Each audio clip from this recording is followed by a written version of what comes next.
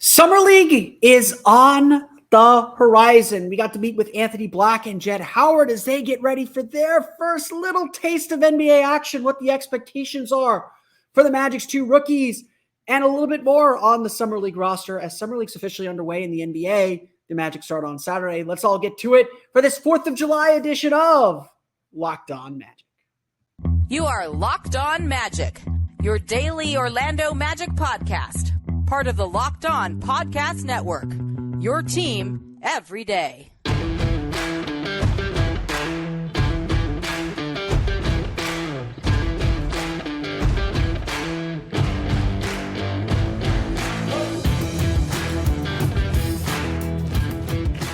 And you are indeed Locked On Magic. Today is July 4th, 2023. Happy Independence Day to my U.S. listeners. Happy 4th of July. Happy Tuesday to everyone else, I suppose. Welcome to today's episode of Locked On Magic. My name is Philip Ross, and I'm the site expert and editor over at OrlandoMagicDaily.com. You can follow me there on Twitter at PhilipRR_OMD. On today's episode of Locked On Magic, we're going to get you a little bit set for Summer League. We'll talk more Summer League later in the week, but the Orlando Magic had Summer League practice. They were made available to the media, so we got to chat with Jett Howard and Anthony Black, as well as take a brief glimpse into what to expect here for Summer League. We'll get to those expectations coming up here in just a moment. First, we want to thank you again for making Locked On Magic part of your day every day, no matter when you listen to us, whether it's first in the morning, whether it's right when we upload. We truly appreciate you making Locked On Magic part of your day every day. Remember, there's great Locked On podcasts covering every single team in the NBA. Just search for Locked On and the team you're looking for, the Locked On Podcast Network. It's your team every day. Today's episode of Locked On Magic is brought to you by our friends at PrizePicks. First-time users can receive a 100% instant deposit match of up to $100 with promo code LOCKEDON. That's PrizePicks.com, promo code LOCKEDON. We go through this process every year when it comes to Summer League. Look, I've got the Kings-Warriors game on in the background. Keegan Murray looks like a man among boys. We go through this process every year. What are we excited about most in Summer League? What are the expectations for Summer League? And I always have to try to remind everyone to take a moment, to just take a breath and remember what Summer League is and what Summer League isn't. I say this all the time when it comes to Summer League games. And so I want to just make sure I will repeat this phrase. I'll repeat this belief that I have probably through the next 2 weeks. And even when it seems like, we'll get to that. We'll get to how players actually play when we get to it. But I just want everyone to remember this about Summer League. Summer League is not where you find out who can play. Summer League is where you kind of find out who can't play. Even when a player maybe struggles offensively, as long as he's doing something that looks like it'll translate to the big club, as long as they look like they can hold their own, that's usually a good sign, because for the most part in Summer League, players are not going to be playing the roles that they're going to be playing when they get to the big club. There's no Paolo, Banchero, or Franz Wagner to take over the ball. There's no Markelle Fultz. The Magic are probably putting the ball in Anthony Black's hands and saying, show us that great decision-making. Show us what you can do. Show us where you might still need to improve a little bit as a playmaker, as a reader, all that stuff. They might say to Jett Howard, hey, Jett, we want you to run this pick and roll. We want to try you out in pick and rolls when he may not run a lot of pick and rolls in the regular season. As long as they're getting some of these concepts, as long as they look like there's hints of what they maybe could be able to do, that's typically enough in Summer League. Now, last year we were spoiled because Paolo Banchero, by halftime of that first game, looked like he was ready. I literally, after he hit that one step back three against the Rockets last year, I pretty much stood up by myself in my apartment while I was watching game. I pretty much stood up and said, I've seen all I need to see. You could shut him down for the rest of Summer League. He played only 2 games. He didn't, I know there's a lot of hand-wringing saying, oh, they should have played Paolo more. Why didn't they play Paolo more? The fans paid to see Paolo. I was just like, no. This is Summer League. Let's not make this more than it is. The Magic saw all they needed to see from him. Let's take a look at some other guys. And look, we saw brief glimpses of what Caleb Houston could be and all that. And we'll get into some of those in a little bit here too. For Anthony Black and Jett Howard then, especially as rookies, the goal of Summer League is to get comfortable. And that was the prevailing message when we talked to Jamal Mosley earlier on Monday, as well as talked to Jett Howard and Anthony Black. They're just there to start feeling comfortable. While all the other Summer League players were working on drills with groups, when we were allowed into practice, Jett Howard was working on shooting with one of the Magic's assistant coaches. Anthony Black was working on his dribble, his pull-up jumpers and his form shooting with one of the Magic's coaches. They shouldn't necessarily be separate. Again, this is just a snippet of practice, what we were allowed to see. But they were definitely on their own because they are on a different track than a lot of these other players on the team. Jett Howard and Anthony Black are going to be on the Orlando Magic next year. They're not fighting for their spot. And so the goal for them, and one of the things that the Magic emphasized throughout the course of their Summer League practice, or appear to be what they're emphasizing in Summer League, is let's simplify what we're running. Let's simplify and introduce the foundations of who we are as a team, as an organization. Let's make sure that these two players have the basics down of what we're going to expect from them in October. That's what Summer League is about. I am not, if Anthony Black shoots 30% from the floor because he is on the ball a ton, that might actually be a bad sign because he's a point guard and he's going to be on the ball a ton and he's not a great shooter, so he's going to be on the ball a ton to be effective. I will be more concerned if Anthony Black isn't experimenting, isn't trying to, not necessarily do too much, but isn't probing and trying to kind of feel his way through games. And again, to me, progression matters. However many games he plays, whether it's 2, whether it's 3, whether he plays all 5. I want to see him get more confident the more that he plays. And again, we don't know what these guys are going to look like. That first wave of energy from being at an NBA floor, even in a Summer League session, is a big thing. I just want to see that he understands what the Magic are asking him to do. If they're asking him to do too much, that's okay. It's just about understanding what they're trying to do and what they're trying to accomplish, and then seeing how that fits into the bigger picture, because what happens in July isn't important. It's what happens in October that matters. It's what happens in 3 months when everyone gets back, in 2.5 months now, when everybody gets back together and we see this team fully formed and looking like who they're going to be and figuring out who they're going to be. Both Anthony Black and Jett Howard are going to be key players on this team. Yes, there's that guard logjam that we've talked about. They may not get minutes immediately, and they're going to have to fight for their minutes. And so there has to be that little bit of urgency. But the Magic aren't going to throw so much in front of them that they can't handle it, that it's impossible for them to be in the lineup and to be in the rotation. They know they're going to make mistakes. Everybody knows they're going to make mistakes. And now is the time to kind of sand off that foundation. We're putting that baseboard down. Let's make sure it's all nice and smooth so we can build stuff on top of it. That's what Summer League is about. And that's what Anthony Black and Jett Howard are working toward. I'm always taken about with rookies. Very few rookies are expressive to the media. And it's okay. We're used to it. Like, I could tell, it was this way in college. Whenever I talked to freshmen, they didn't want to, they were very shy. They hadn't come into themselves. And so, if you read the quotes that I put in on my article on OrlandoMagicDaily.com, if you go watch on the Magic's PR Twitter account and OrlandoMagic.com, the interviews, you could tell they're rookies. You can tell the lights, not that they're not ready, are still a little bright, that they're still getting comfortable in the new jerseys, in the new system, in the new feel. And that's what Summer League is going to be about. Summer League is going to be about getting these two guys comfortable and then beginning to let them fly, then beginning to let them spread their wings and soar.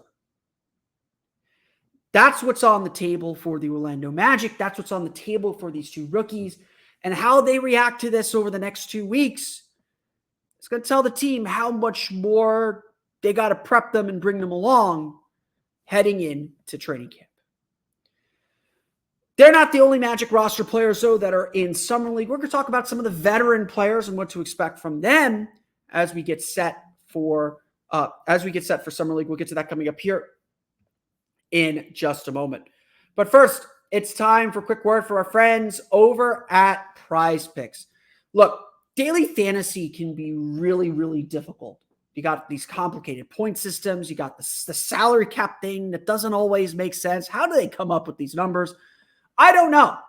And so how can you win a game when you don't know the rules? And the rules seem fairly arbitrary. How about something simple? How about projecting, I don't know, how many points Anthony Black's going to score in his first Summer League game? You can say more or less. That's easy to do. And that's all that PrizePicks is. PrizePicks is daily fantasy done right because it is simple, to the point, and it's just you versus the numbers. You're not worried about these gigantic player pools and trying to outmuscle and beat out the sharks out there that win all these pools. Trust me, they do. All you have to do is pick 2 to 6 players. If they go on to score more or less than their PrizePicks projection, whatever you predict, you can win up to 25 times your money on any entry. There's no competing against other people. It's just you versus projections available. And PrizePicks offers projections on any sport that you watch, including NBA, MLB, PGA, college sports, soccer, WNBA, NASCAR, and a whole lot more. In fact, I'm actually kind of curious about this because I kind of want to put in a PrizePicks on Joey Chestnut. So I'm going to look up real fast on my phone. I'm looking it up right now to see if they're offering. No, I got to log in. I'm not going to waste your time doing it. See if they're offering whether Joey Chestnut's going to break the hot dog record on Tuesday. He might. Who knows? Entries, if you don't have to log in like I just did, can be made in 60 seconds or less. It's that easy. They offer safe and fast withdrawals. Are currently operational in more than 30 states, including here in Florida, as well as in Canada. Download the PrizePicks app or go to PrizePicks.com to sign up and play daily fantasy sports. First-time users can receive a 100% instant deposit match of up to $100 with promo code LOCKEDON. If you deposit $100, PrizePicks will give you $100. If you deposit $50, PrizePicks will give you $50. Don't forget to enter promo code LOCKEDON and sign up for an instant deposit match of up to $100. We want to thank you again for making Locked On Magic part of your Independence Day. Really, whether you're listening to this on July 4th, you might be listening to this on July 5th. I'm not going to blame you there. But we want to thank you for making Locked On Magic part of your day every day. If you want more Locked On Magic or more Orlando Magic Daily, check out our Subtext community. Go to joinsubtext.com/LockedOnMagic to learn more and sign up today. Subtext is this great community that works like having my cell phone. It's like you have my cell phone number. I text you messages about the team, some exclusive stuff that I'm going to get to before I start writing on OnlineMagicDaily.com or before I even post to Twitter. I'll have game updates and game thoughts for you from the Magic Summer League this weekend. Check it out today. Join subtext.com/LockedOnMagic. You can even text me back, and I will text you back personally. It's very, very awesome. Check it out again today. Join subtext.com/LockedOnMagic. Of course, Anthony Black and Jett Howard aren't the only players we're interested in during Summer League. For those of you waiting, next segment, we'll get to it. We'll get to the guy that I know a lot of commenters are waiting for me to talk about. We'll get to him. Don't worry. But I want to give some love to the Magic's veteran players on this Summer League roster because they're really, really, really important. If you've been following on Instagram, I believe Anthony Black retweeted a photo of him and Kevon Harris calling Kevon Harris Uncle Key. I don't think that is a mistake. I would sometimes jokingly refer to Admiral Schofield as Uncle Sco, and that is kind of a big thing for the Orlando Magic. Kevon Harris and Caleb Houston are going to play really big roles for this Magic team. In fact, I would expect the Magic starting lineup to be I would expect Kevon Harris to be in that starting lineup. It wouldn't surprise me if it's Anthony Black and Jett Howard, or probably Anthony Black and Jett Howard, but wouldn't surprise me if Caleb Houston gets some starts in Summer League as well. They might go Black, Houston, Howard. We'll see what the Magic ultimately line up. I think DJ Wilson will be the starting 4, and then we'll see who starts at 5. We'll get to maybe some of the questions there in a bit, but Caleb Houston and Kevon Harris are playing a really key role for this team, and especially for that main goal of helping Anthony Black and Jett Howard get comfortable. I asked Coach Mosley about having those veteran players around, why it's important for them. And, he said, they've taken those rookies under their wing. Kevon Harris and Caleb Houston are the vets on this team. They have taken the Magic's rookies under their wing, and they are trying to help them get acclimated to life in the NBA, to their new roles, to their new jobs, and to this thing that this team is expecting them to do. I think Jett Howard said it on Monday after practice that, having players like Kevon Harris and Caleb Houston especially, who can reinforce the messaging from the coaches, that's significant for a young player. Players are more likely to listen to other players who are bought in. Yes, the coaching and this coaching staff is really good at instruction. Like this, Jamal Mosley likes to deflect praise from himself, give it to his coaching staff. This coaching staff has done a very good job. Players get better. They're taught how to do things the right way. The way that they improved last year throughout the course of the season, especially on the defensive end, I think is a real testament to this entire coaching staff. It's not just Jamal Mosley. He is the figurehead. He is the guy, he is the boss. He's the guy in charge. But it is a testament to the entire coaching staff. And Summer League, it belongs to the entire coaching staff because Jamal Mosley, I think he runs the first couple practices and he's hands off, and it's Dylan Murphy's turn. Dylan Murphy, the new head coach for the Osceola Magic, the G League team, been on the Magic's bench for a few years now with Mosley. Again, all this messaging is reinforced. When you have Houston and Harris reinforcing this message, it helps these young players understand what's going on. It is like having some extra coaches and having guys that are like, okay, this is what we're trying to get at. This is the end goal. They've seen that end product. That's not to say Kevon Harris and Caleb Houston don't have a lot to prove at this summer league. Kevon Harris had a great year last year. One of a huge fan favorite, one of the absolute most fun players. He's on the second year of a two-way contract, so he's got some security. Obviously, no roster spot, fewer opportunities for him, especially with how loaded the guard spot is now. But everyone knows Kevon Harris is going to work his butt off. He's improved his three-point shot dramatically. And he's a guy that thrived in Summer League last year. He's a guy that could get to the paint. If he can improve his playmaking a little bit, that changes the game for him. And so he has a lot to work on. And, again, I'm a big believer of this. Your second time through Summer League, you should look like an NBA player. You should look like you don't belong. I've got this Kings game on in the background here. Keegan Murray looks like he should not be playing Summer League anymore. If he doesn't play another Summer League game in Sacramento or Las Vegas, he's probably going to play another game, but he doesn't need it. You could tell the guys that need Summer League and the guys that don't. Kevon Harris, we should see him not need Summer League. And honestly, the same should be true for Caleb Houston. Caleb Houston did some really good things last year. His defensive awareness was fantastic. His defensive IQ was fantastic. A lot of it was just the speed of the game was faster. I mean, he is super young. I believe he was the youngest player in his draft class. If the game slows down sufficiently for him, we know he can be an excellent shooter. And again, that showed itself throughout the course of the year. And we know he can be an excellent defender. So if the game slowed down for him, he should be a player that dominates this Summer League like he did last year. He had some really good moments in Summer League last year. Again, a lot of it was kind of set up for him. So maybe the Magic want to see him attack more on the ball. But if all he does is make spot up shots and nail them, that could be more than enough for this Magic team to feel like Summer League was a success for him. What's also just so important is that these players have everyone else's trust. Jett Howard spoke that he's pretty close with Caleb. They didn't play together at Michigan, but they, when Jett was being recruited to Michigan, obviously his dad's the coach, so he's around that team. He got to spend some time with Caleb. He got to spend some time with DJ Wilson, who we'll talk about here in a moment. He got to spend some time with DJ Wilson. He's been around some of these players, and these players have been around the league a little bit now, that they know and they can tell a guy like Jett Howard exactly what to do. And that's big. And honestly, I think that's one of the great things about this Magic Summer League team is, yes, there are a lot of rookies. There's a lot of R's when you look at that list, that roster sheet. But there are some guys who've been around the block a little bit. And there are some guys who can help this group get better. I'm expecting us to see Jett Howard and Anthony Black look like rookies. They're going to have some really good moments. They might have a really good game, and then they might take a step back. That's what rookies do, and that's okay. Caleb Houston, Kevon Harris, I expect to be the rocks of the Summer League team, to be guys that this team really counts on, and frankly, maybe guys that get a little bit of an early hook or maybe switch off games toward the end, because neither of them should need this Summer League. And once they prove that, they got to prove it. They need it because they need to prove they don't need it.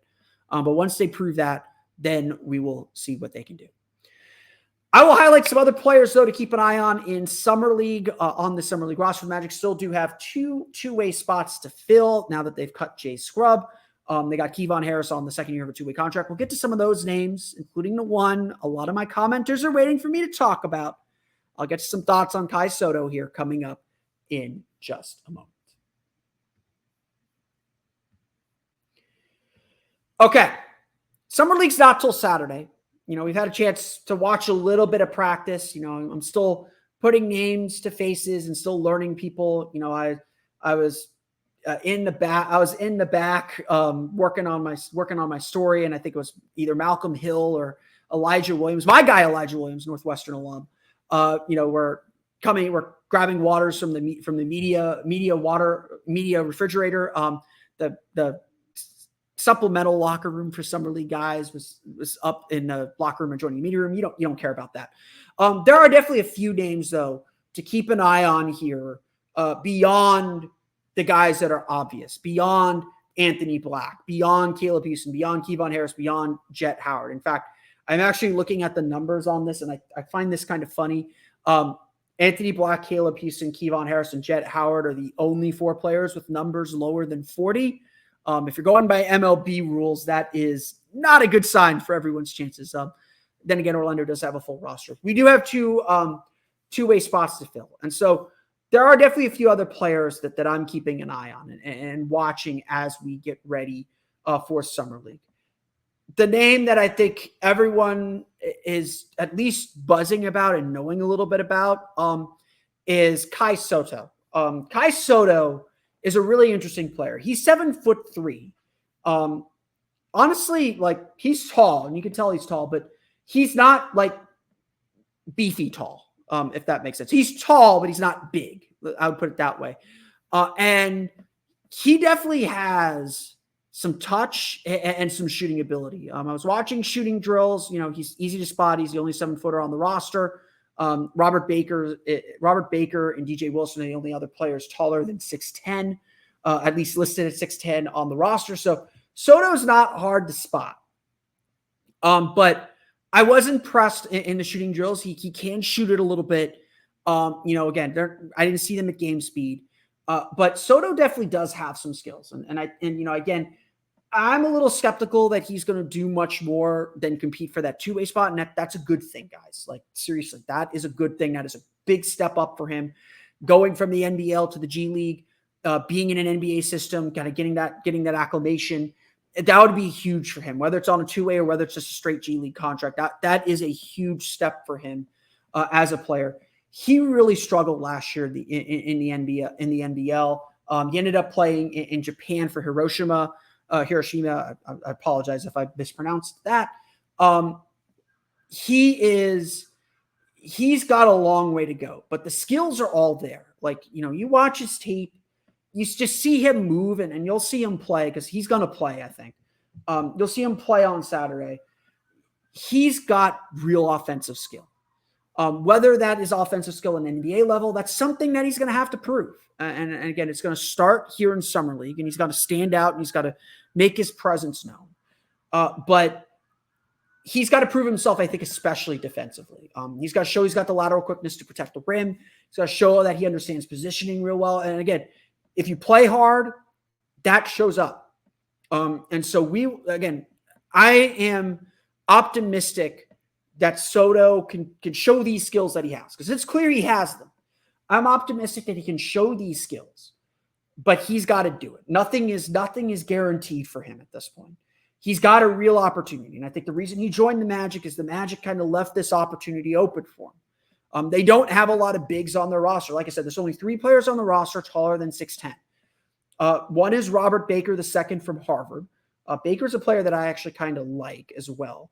And the other is DJ Wilson. And I suspect DJ Wilson's going to get the start at center just because alongside Anthony Black and alongside Jett Howard, the Magic are going to want someone who's experienced. Wilson's been in the league for 5 years. He's a 5-year NBA pro. He's, trying to get back into the rotational league. And, I don't think Orlando is the place for him. He can't take a 2-way contract because of his experience. But Wilson is a improving jump shooter. He's been on the Magic's radar for a little while. He's always been an improving jump shooter. It hasn't quite come around yet.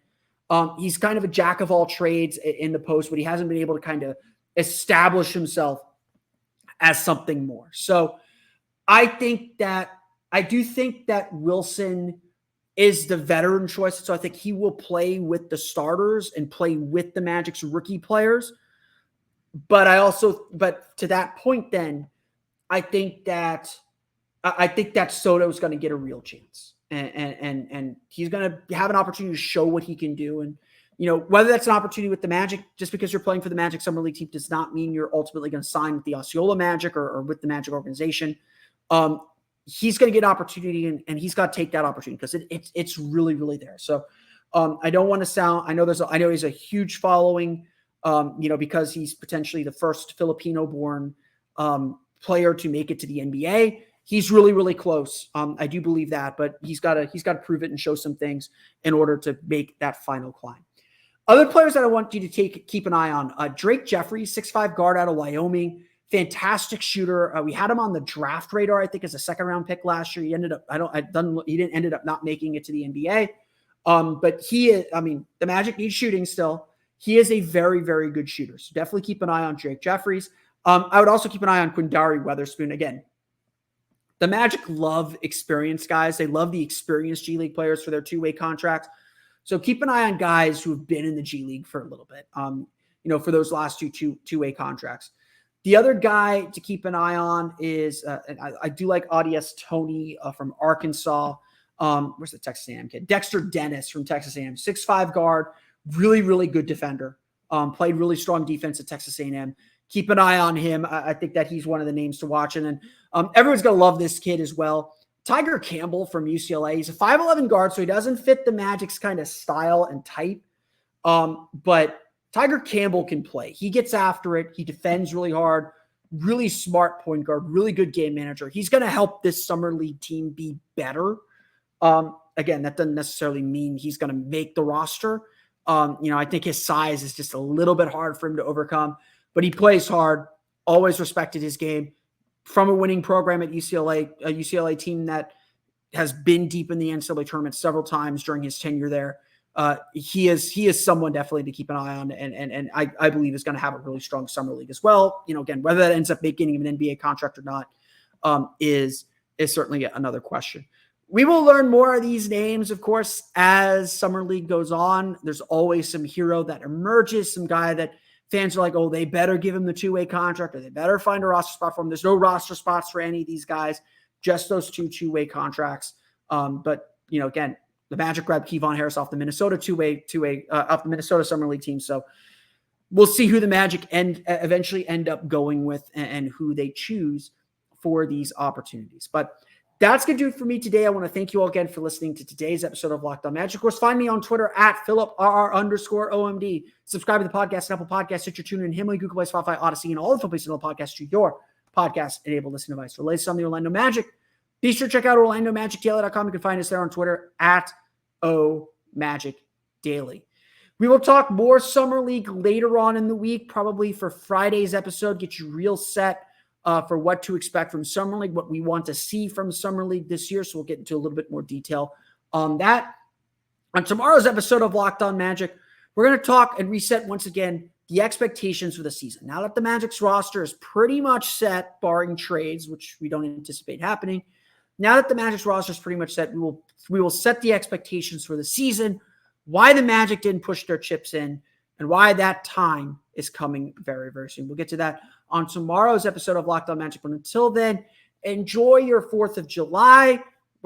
if you're in the US, if you're not in the US, celebrate the day anyway. It can't hurt. Probably don't light off some fireworks that might weird your neighbors, but happy 4th of July to everyone celebrating today. We will see you all again next time for another episode of Locked On Magic.